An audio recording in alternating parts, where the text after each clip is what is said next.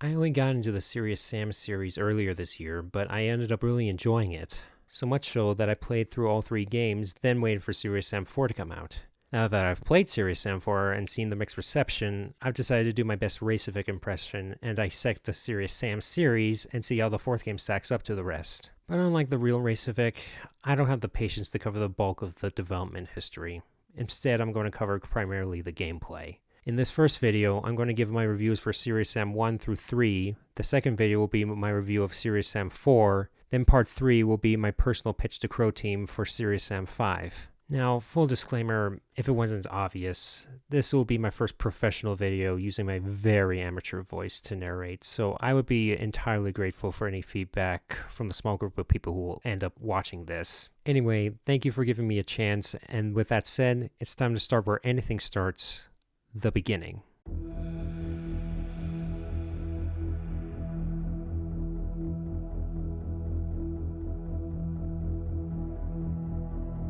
For the uninitiated, Serious Sam is a first-person shooter created by Croatian developer Crow Team.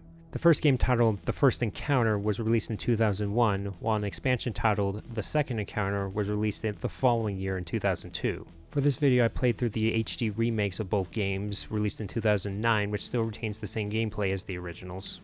The story of Serious Sam begins in the 22nd century when humanity discovers artifacts left behind by an alien race known as the Syrians. With that technology, humanity expands to the stars but unwittingly comes across an alien overlord known as Mental. Hellbent on conquering the universe, Mental sends his minions to destroy humanity. As a last resort, humanity activates an artifact known as the Time Lock to send one person back in time to defeat Mental and change the course of history. That person's name is Serious Sam Stone.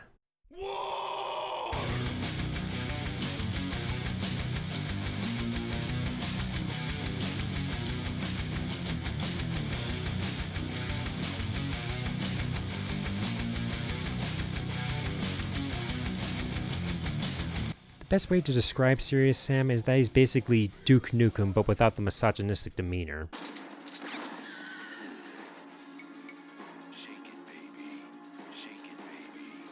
For non-gamers, Sam is basically Arnold Schwarzenegger who's more commando than Terminator, with some Indiana Jones thrown in for good measure.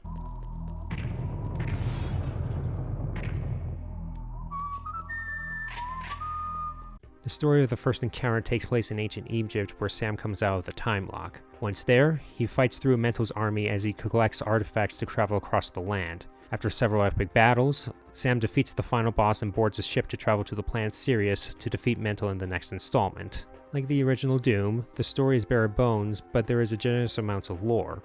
At any point, you can pause the game and read about the world with Nitrissa, or neurotronically implanted combat situation analyzer. This way you can play through the game without having to stop for story if you're not interested in it. Serious Sam is a fast-paced shooter with a variety of weapons to use and enemies to fight. But what separates Serious Sam from its compatriots is its wider levels and bombastic amounts of enemies on the screen at once. Thus, the Serious formula is to kill every enemy as quick as you can before you're overwhelmed. But the means of doing so is more complicated than just centering your screen and clicking. To understand this, let's go through the list of weapons and enemies. At the start of the game, you're introduced to the 2 default weapons, the knife and the revolver. The knife is an often neglected weapon for many new players, but veterans know it's an essential tool on higher difficulties where ammo conservation is paramount. The revolver can be dual-wielded and has infinite ammo, but can only fire 6 rounds each before needing to be reloaded. From there, we have the shotgun to deal with enemies at mid-range, while the double-barrel shotgun is twice as powerful but reloads half as fast. Next is the versatile rocket launcher, perfect to make quick work of medium enemies and crowd-controlling mobs. Then we have the Tommy gun for mowing down groups of smaller enemies and pelting medium enemies. The grenade launcher fulfills the same role as the rocket launcher, except you can charge your shots to send grenades out faster, while you can launch a volley of uncharged shots to blow clusters of enemies at closer range.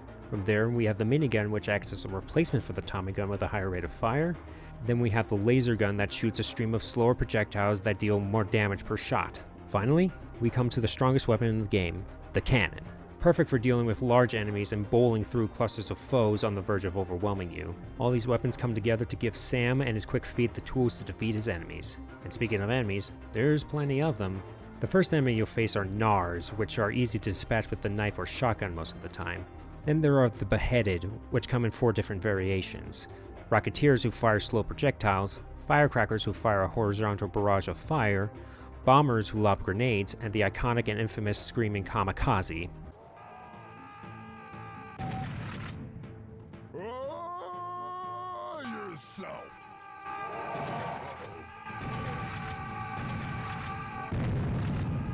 Then we have the other iconic and infamous enemy, the clear skeleton.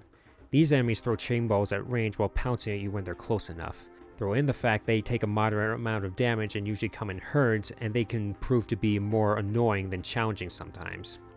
From there we have marsh hoppers that are easy to kill but attack in swarms, electrofists who zap you in water, witch harpies who fire projectiles at range and swoop in for melee attacks when they're close, Syrian werewolves who rush you at full speed ahead, minor biomechanoids who fire lasers and their major siblings who fire rockets, lava golems who throw balls of lava and spawn smaller golems upon death, reptiloids who throw homing orbs that can be shot down, and the juvenile and adult arachnoids who are equipped with hit-scamming miniguns. On the surface, Serious Sam seems to be a dumb shooter, but with the diverse roster of enemies and weapons, there is a method to the madness. Where Sam is the brawn, the player is the brain. It's up to you to decide where to move, what to kill, and how to kill it. Clears can be taken out by one double-barrel shotgun blast, a minor biomech can be taken out by just one rocket or grenade, you can use the cannon to plow through a line of werewolves and one-shot a major biomechanoid if the shot was fully charged. You can unload a hail of Tommy gun bullets into a distant reptiloid to take care of them quicker since the rockets are slower, but you'll burn through a portion of your bullets, which you might need for later. It's up to you to figure out how to take care of your enemies and stay alive. And this is where level design comes into play. Most of the time, you are outside in open areas and you must deal with the threats accordingly as you travel to your destination. Other times, you're traveling through tombs and temples. In these sections, it's a game of search and destroy. You need to be on your toes and listen for what might be lurking around the corner.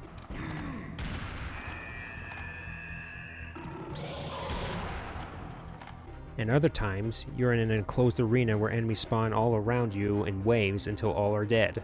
In these moments, it's paramount to keep your head on a swivel and listen to where your enemies are coming from. It's also important to think about your positioning as you work to destroy the right enemy with the right weapon at the right time to maintain control of the arena. If an enemy manages to get past your line of fire, they'll disrupt your sector of control and you'll have to fight in more chaos. This is the overall Serious formula, and it works well. However, as with any other game, there are flaws I need to point out. While the shotguns are useful in the beginning, they're hardly needed in later levels when you need to kill enemies faster than either weapon can chamber the next shot. At that point, they're only used to round up stragglers. Because the minigun shares the same ammo pool as the Tommy gun, there isn't much point to use the Tommy gun after that. The largest gripe I have is what I would like to call the clear bounce. When you fire too early with the double barrel, the clear will flinch but then instantaneously leap at you. Not only that, but when they clip on objects in the environment, they tend to spring out in abrupt directions, making it frustrating to manage these enemies. And I cannot proceed without mentioning how annoying and cheap the arachnoids and reptiloids feel when they're placed in high and sometimes hard to see places.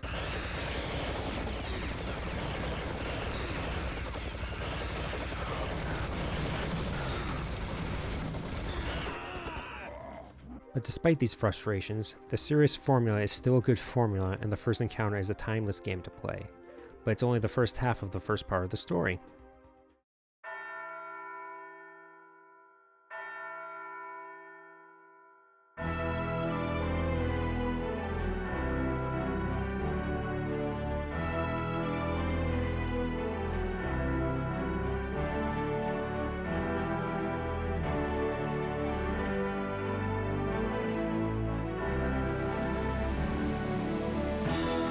Set directly after the first encounter, the second encounter begins when Sam's ship crashes back onto the Earth. After surviving the crash, Sam must fight through Mesoamerica, Mesopotamia, and medieval Europe to get to a secondary ship and start his journey to Sirius all over again. The story is the same MacGuffin hunt but in different time periods, while the enemy roster has some new additions. Zorg mercenaries act like the beheaded but have more health. Zombuls are medium rocket launchers. Cucurbito the Pumpkin is a rusher that is a balance between the clear and the wearable. And finally, we have the Reptoid Demons who fire faster projectiles than the regular Reptiloids. Yeah, these guys are a pain. But along with new enemies are new weapons. At the beginning, you're introduced to the chainsaw, perfect for dealing with mobs of Gnars instead of killing them one at a time with a knife. We also have the flamethrower for more close-range crowd control, and would have been greatly helpful to have against the irritating swarms of marsh hoppers in the first game. But the most essential new weapon is the sniper rifle. With this weapon, you can deal with the pesky arachnoids and reptiloids much faster than with the slower rockets. Lastly, we have the Serious Bomb. There isn't much to say about it other than it's a get out of jail free card.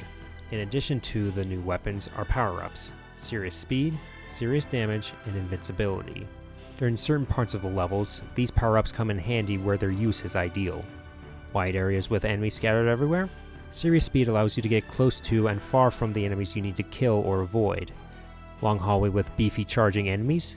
Serious damage allows you to dispatch them easier. With these new tools, it's time to talk about level design again. The second encounter has the typical open areas, wide corridors, and enclosed arenas like in the first encounter. But there are two new types of levels. The first one I'm not fond of, the gimmick levels. In many instances, you'll find yourself in an arena with an environmental gimmick. Some are okay, like the rotating room, but the rest are an absolute pain. In these levels, you and the enemies bounce everywhere and you can't get your bearings as a result. It becomes a matter of luck and frustration instead of positioning and planning. But the other new level type is much better. They are what I like to call bowling alleys. Let's go. Instead of the enclosed arenas where enemies spawn all around you, the enemies mostly all spawn in front of you. At first, you might have control of the battlefield, but as time goes on, the enemy numbers increase and your ammo pool diminishes. It becomes imperative you pay close attention to your positioning and make your shots count. If you don't, you'll be overwhelmed and you'll be more tempted to use your precious Serious Bomb to correct your mistakes. These levels walk the line between epic and frustrating, but if you quick save often, the frustration is mitigated. Now, I didn't talk about this in the first encounter section, but there are several bosses for both encounters. I'll go down the list and give a quick summary for each and decide if they get my approval. Highlander Reptiloid. A rather easy boss if you just keep firing and strafing. Marshhopper Room.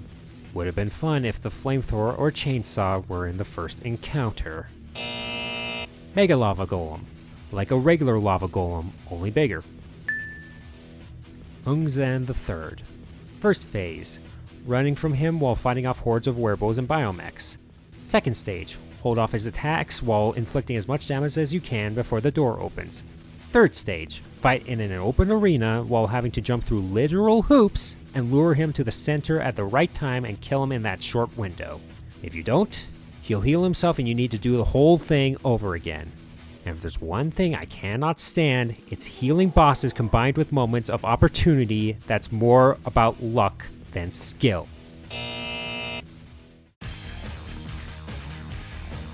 Kuguikan, the Wind God. Open arena, and he can only be hurt by explosives. Exotech Larva. Destroys power sources on the walls and defeat him regularly while trying to avoid his homing projectiles and lasers. Mordecai the Summoner. Teleports around the arena while spawning increasingly harder enemies. Before we wrap up, I'd like to talk about secrets. Secrets and chewers are a staple and Serious Sam is no exception. Some secrets require a keen eye to find a hidden door or traverse platforms to reach hidden places. Others require you to blow up walls or objects to find them. The secrets themselves are resource caches, early access to weapons, traps, jokes, and even secret levels. Overall, these secrets take a good amount of effort to find and are rewarding. This will be important for the next video. Overall, the first and second encounters are fun games and establish themselves from the pack of FPSs with its unique enemies and gunplay.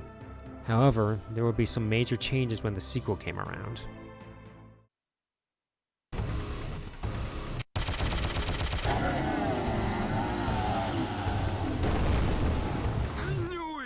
You saw what he did to that monstrous beast. He must be the one. He must be the one. He must be the one.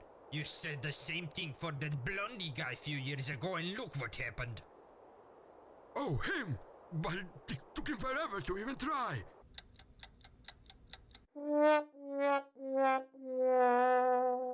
Serious Sam 2 was released in 2005 for PC and the original Xbox. The story picks up loosely after the second encounter. I say loosely because we don't see Sam in his ship at the end of the previous game. Instead, he's summoned by the 3 remaining Syrians and sent on his MacGuffin quest afterwards.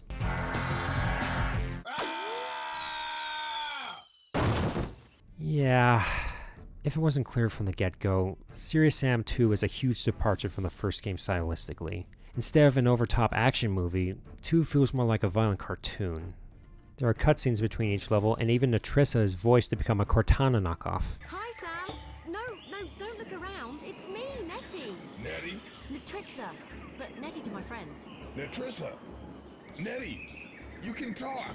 Yes, it's a bit complicated. Let's just say that it has something to do with having a bigger game budget. What game budget? There is more effort for the story, but it's primarily for absurd humor that sometimes works. Hello, bosses are us? Yeah, I'd like to order 1 end-of-level boss. Yeah, just put it on my credit card. And sometimes doesn't.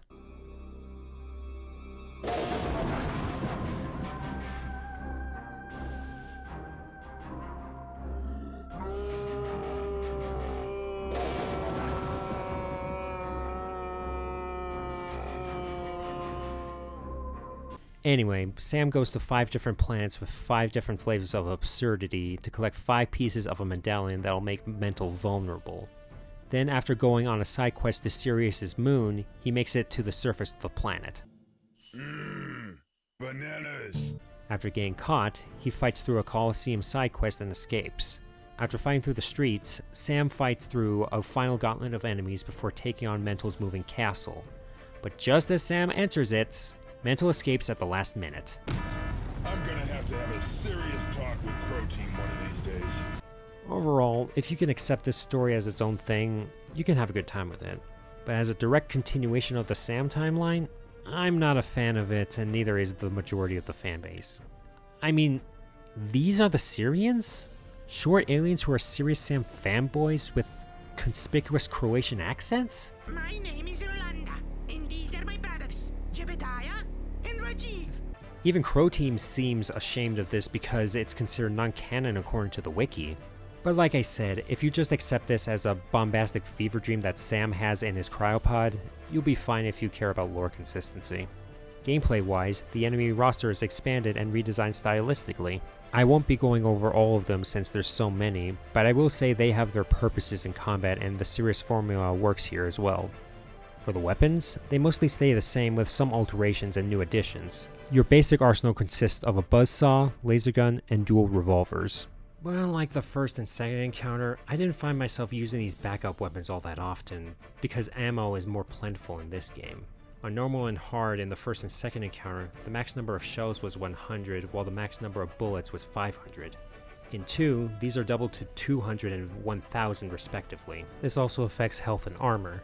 In the first games, on normal and hard, you have a max of 100 health and armor with items that can overcharge them to 200. In Serious Sam 2, health and armor max is 200 on both normal and hard. Because of this, the game feels a little bit easier than the original games, but only slightly because you can still get overwhelmed if you're not careful. Both shotguns make a return and have tighter spread and faster fire rates. Dual Uzis replace the Tommy gun, while the minigun, rocket launcher, grenade launcher, sniper rifle, cannon, and the Serious bomb make a return relatively unchanged. Meanwhile, the laser gun is replaced by the plasma gun, which has a soft lock feature. The only new weapon is Raycevick, a parrot that homes in on enemies with a powerful bomb. Also returning are power-ups. Serious damage makes a return, but we have 2 new ones. Serious jump allows you to jump to high places, but is only available in a single boss fight. Meanwhile, Serious score increases the amount of points you earn for a short amount of time. But why is score so important that you need a power-up for it? It's because of the live system. Before Serious Sam 2 was released, the first and second encounter were reported to the Xbox. Because the console couldn't allow for manual saves, Crow Team implemented a live system. And because Serious Sam 2 was developed for both PC and Xbox, the live system was implemented in both versions. At the start of every level, you're given 3 lives, and every 10,000 points, you earn an extra life. When you finish the level and your points are totaled, you start the next level with 3 lives again. When you lose a life, you go back to the previous checkpoint. But what's frustrating is that when you respawn, you're given only a set amount of ammo for your weapons and lose all your serious bombs. Moreover, on the PC version, you could just quick save and load the game up without having to lose your ammo. But unlike that useless feature, the ability to use the right mouse button to throw hand grenades is useful. This edition is good for quick crowd control and sadly hasn't been brought back in future installments. There's also friendly NPCs that help in combat. They aren't that intelligent nor do they deal much damage, but they do distract the enemy and occasionally some NPCs will give you items if you help them out. Another new addition is vehicles and turrets. The sections with vehicles are fun, if a bit monotonous. But I will say this right now, I'm not a fan of turrets. Serious Sam is all about running and gunning, and stationary turrets remove the running part. The last new feature is the physics system. You can pick up objects in the environment and throw them around. But this isn't Half-Life 2 with robust physics puzzles. All it boils down to most of the time is carrying an object somewhere and throwing it. But while this system is useless in the main game, it makes secrets a pain to find sometimes.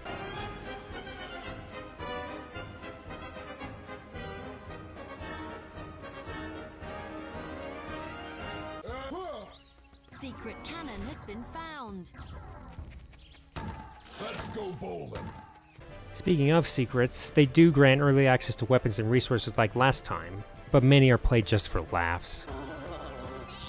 Secret sexy bush has been found. Secret frozen penguin has been found. Secret large poo has unfortunately been found. Now it's time to talk about level design. Serious Sam 2 offers much more diversity than the previous encounters combined. We have a jungle planet, Honey I Shrunk the Kids planet, Chinese stereotype planet, volcanic planet, medieval planet, snow planet, and city planet. It's a good way to diversify the gameplay so you won't feel too bored walking through the same sand-filled rooms of Egypt the whole game. But a major difference between the first encounter and 2 is how many levels there are. In the first encounter, there's a total of 13 levels and 2 secret levels. The second encounter has 12 levels but are far longer. Serious Sam 2 on the other hand has 36 shorter levels separated over the 7 planets. This is because of the Xbox's memory limitations, but even so, Serious Sam 2 is a long game taking about 8 to 9 hours to complete on hard.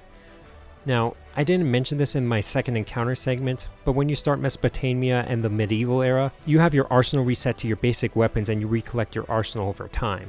This also sort of happened halfway through the first encounter, having your ammo of your powerful weapons taken away at the beginning of level 9. These moments are like in comic books where the hero is stripped of his powers. Without their tools to win normally, they must be creative and think of different ways to defeat their enemies. In Serious Sam 2, this happens at the start of each planet and when you get into the Colosseum. But the twist is you don't get all the weapons by the end of each planet. On one planet, you get the plasma rifle but not the sniper rifle. On another planet, you get the sniper rifle but not the plasma rifle. By the end of the final planet, you do get all the weapons for the final gauntlet. As for how I feel about resetting your arsenal, I'm okay with it in the second encounter because it only happens twice and you regain your full arsenal by the end of each era. But for Serious Sam 2, it happens 7 times and it feels repetitive. Though that might be because, as stated before, Serious Sam 2 is a rather long game. I'm okay with longer games, but I feel Serious Sam 2 just barely tips past the blurry line between perfect length and too long. To me, the culprit is Chrono, Sirius's ice moon and second to last planet. This section feels like padding and it wouldn't take anything away if it were to be removed, especially with the annoying freezing sections in the 3rd and 4th level. But with that rant out of the way, it's time to go down the list of the 7 bosses. Kuwango. Normally I don't like turrets, but this boss is unique in that you shoot at the spawning enemies to protect the catapults that damage him. Not too challenging, but not too frustrating. Zoom Zoom. Like the Exotech larva from the second encounter, you destroy his healing stations and shoot him afterwards.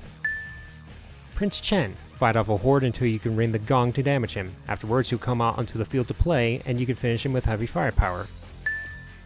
Klerovsky. Like Zoom Zoom, but you must destroy the healing stations in a specific order.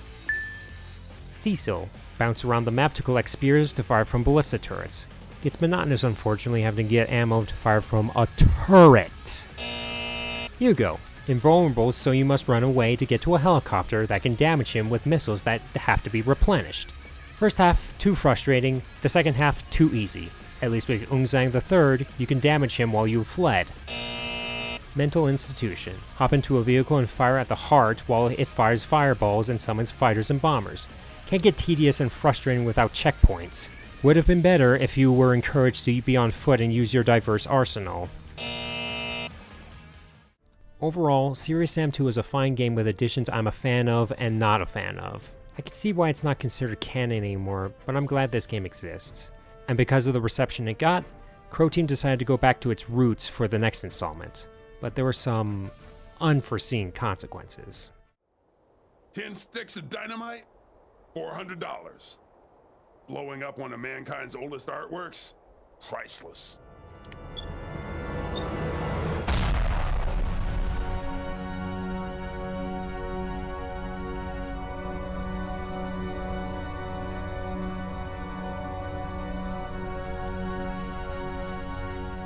Serious Sam 3 BFE was released in 2011. If you're wondering, BFE stands for Before First Encounter.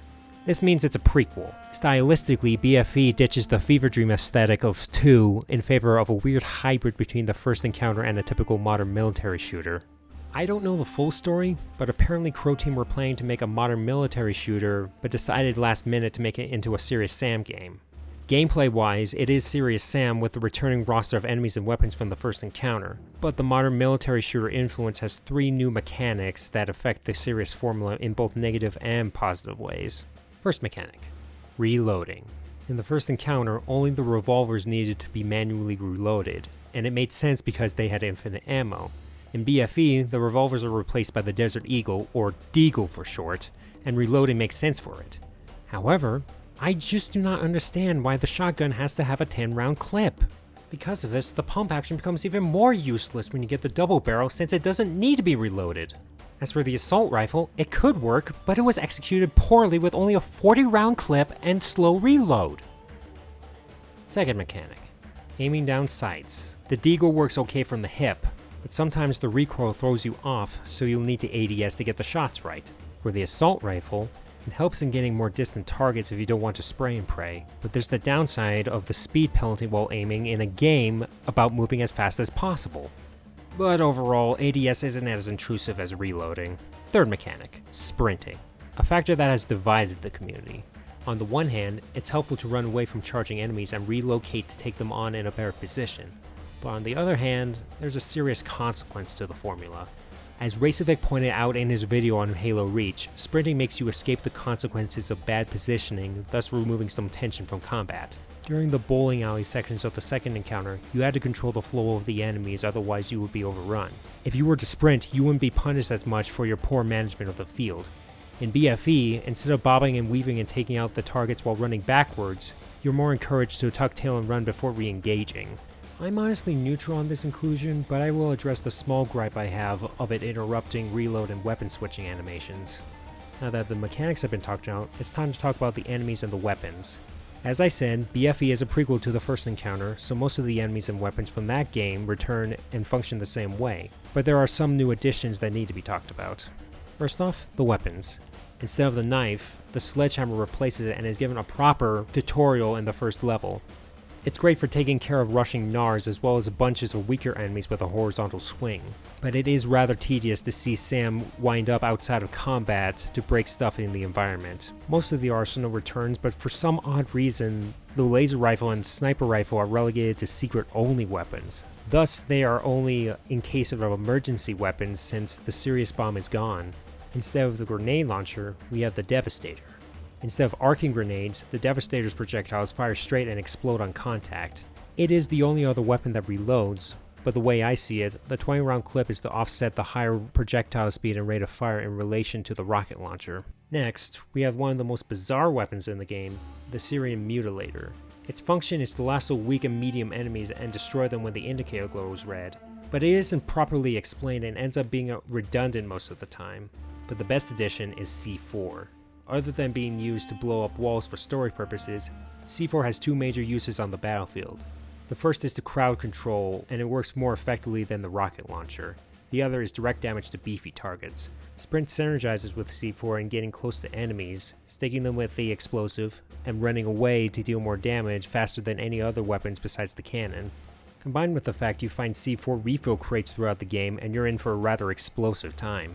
And might I say, the decision to separate minigun and AR ammo is a good one. It makes minigun ammo more valuable and doesn't make the AR useless once you get the minigun.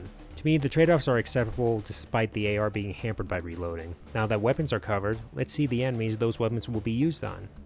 Most of the original enemies return and act the same way as their first encounter counterparts, though surprisingly the Reptiloid only appears in the Jewel of the Nile DLC, but I'm not going to complain about his removal from the main game. Along with returning enemies, a few new ones are thrown into the mix. Some are fine, like the adult and baby Antiricin spiders, which are easy to deal with. Some are okay, like the Scrapjack and the Baron from Coom, which require a heavy firepower to take down, but the rest of the enemies feel cheap. Clone soldiers are new hit scanners because Lord knows we don't have enough of those in these games. Space monkeys slow the game to a crawl for a frustrating game of hide and seek instead of search and destroy. The Technopog is yet another hit scan enemy and can only be hurt with explosives. Devastator shells work fine, but early game, it's a pain to wait for it to stop moving so you can hit it with the slower rockets. Lastly, the Witch Bride's job is to freeze you in place in a game that's about moving backwards faster than the average man can run forwards. Not only that, but there's only a small window you can damage her before she blocks your damage and teleports away! Okay, it's time to talk about gameplay and level design. Gameplay-wise, BFE is TFE, but with the modern military enhancements and hindrances. But there's an extra new feature to mention, executions. When a rushing enemy gets close enough, you could perform a quick melee execution that kills the enemy instantly. At first, you might think this will make the game too easy, but when you have hundreds of enemies around you, you're discouraged to spam executions because time doesn't slow down when you perform them. Overall, executions aren't inherently bad, but the implementation is sloppy. When you execute clears, gnars, and beheaded, you take a trophy in your hand. You can then throw them away, but other than for amusement, it's completely useless and only leads to cumbersome moments in the heat of battle. Moreover, when you have a deagle or shotgun equipped, and you execute a beheaded or cloned soldier, you don't even execute them. You just kick them to the floor and they're stunned. Why would I want to stun the weakest enemy in the game if I could just put 2 rounds or a shotgun blast into them to finish the job? But other than that, the other new feature of note is destructible cover. This adds a new element in that you need to be mindful of your surroundings because the cover between you and ranged enemies won't last forever. The level count is reduced to 12 with lengths like the first encounter, thus it's shorter than Serious Sam 2. As for level design, this is where the modern military influence really hinders the experience, at least in the first half of the game. Because BFE is set in war-torn, not modern-day Egypt, the streets feel terribly similar and are very uninteresting to explore. For the first 5 or so levels, it feels more like arcadey Call of Duty more than Serious Sam. It also doesn't help that the washed out colors of white and brown really make it hard to navigate the streets and to make out enemies sometimes. I managed to mitigate this problem by increasing the saturation in the options menu, but even so, it still looks too bright most of the time. After you leave the city, the levels do open up to be more like the first encounter. A lot of these levels are enjoyable with your arsenal brought to the max, but at times you're forced into dark claustrophobic tombs that reduce your movement speed while you need to deal with the dreaded space monkeys. Then after going through the arbitrary lose all your weapons moment, you come to the hardest, longest, and most frustrating levels in the entire game. As for secrets, the ones in the first few levels are frustrating to find. Because the streets are dull and uninspired, it feels tedious to find the secrets, especially ones that require wall platforming.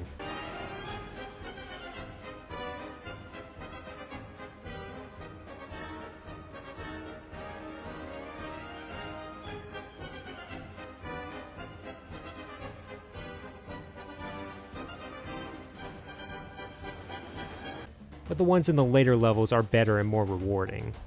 As for the bosses of this game, there's 7, but 5 of them are introductions to regular enemies. The adult arachnoid, the major biomechanoid, Technopolyp, Coom, and the Witch Bride. The 2 proper bosses are as follows. Alcar class warship, fires beams and drops off enemies while you wait to shoot its weak spots. The second time around, you have more firepower to dispose of him once and for all. Ungzang IV, a regenerating boss that requires you to use a jetpack to stick lightning rods on his back. Do this over and over until you have 5 rods in his back for the lightning to bring his health down to a point where you can finish him off. All the while, you're dodging attacks from the most powerful enemies on the ground. As with this monster's son, I can't stand regenerating bosses that can only be hurt at periodic times. A frustrating cherry on top to the most frustrating final level I played in my life. Alright, now that gameplay is covered, let's talk about the story. As a prequel to the first game, humanity is on its last legs as they rush to get the time lock activated to send Sam back in time. But the lead up to that moment is messy. Very messy. John J. Dick has a better performance than he did in Serious Sam 2, but for some odd reason, he sounds like he has a cold when he's recording some of his lines. Are you guys having an ugly contest? I'll make it easy for you. You both win.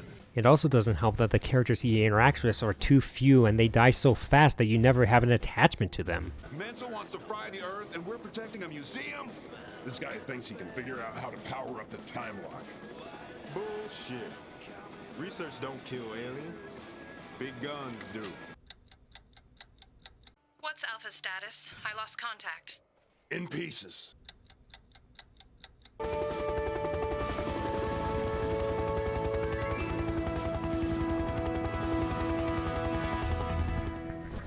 Okay, I'm in. It's time for us to get the Hellfire?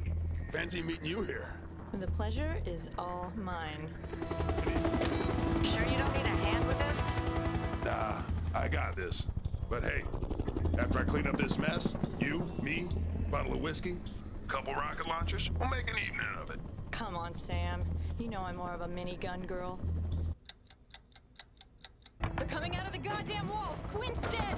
Charlie's team is out of commission! It's last stand time! Find a safe place and hole up. If anyone survives, we'll find you. Shit! Hellfire! Hellfire! I suppose that since this is supposed to be humanity's last stand that there's supposed to be some dramatic weight, but I get the feeling they tilted too much into the grittier side and came out worse for it. Okay, after everything I've said about BFE, you might think I hate this game, but I really don't. I think it's just okay. It's like the first encounter but with Call of Duty symptoms. There's a nice level here and there are some good ideas, but they're not very well implemented. Overall, BFE is an okay game, but not as good as the previous games. But all hope isn't lost thanks to the modding community. Recently I've been playing the BFE devolved mod. It reworks the weapons to their first encounter counterparts, as well as make the sniper and laser rifle regular weapons. If you have a copy of Serious Sam Fusion, I urge you to try it out. Overall, I love the Serious Sam games even with the blemishes. For me, the first and second encounter are the best, followed by 2, then 3. So how does Serious Sam 4 stack up to the rest? Stick around and I'll upload the video when it's ready. Thanks for watching, and don't forget to like, comment, share, and subscribe. See you next time!